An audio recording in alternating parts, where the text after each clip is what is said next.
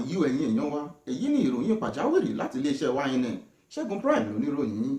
Arákùnrin akọrinta nílẹ̀ Amẹ́ríkà tí a mọ̀ sí 50 cent tí gbogbo ayé pè ní 50 cent ó ti fi ẹ̀sùn kan ọ̀rẹ́bìnrin rẹ̀ nígbà kan rí o, arábìnrin Vivica fọ́kásíbẹ̀ tí gbogbo ayé mọ̀ sí Vivica Fox, wípé nígbà tí àwọn fẹ́ra wọn ìṣe ni Vivica máa ń ládìí òun. Ní kété tí Vivica gbé léyìí ló bá ní èmi Vivi kí n máa jẹ̀dí kí n máa ládìí ìdí 50 ìranù àbàṣà ìranù àbàṣà ìranù àbàṣà.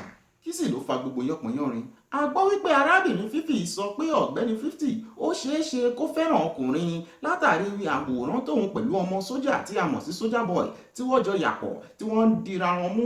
Eléyìí ló fà á tí inú fi wá bí ọ̀gbẹ́ni 50 o tó ṣe sọ wípé Vivica ìṣe ló ń ládìí òun.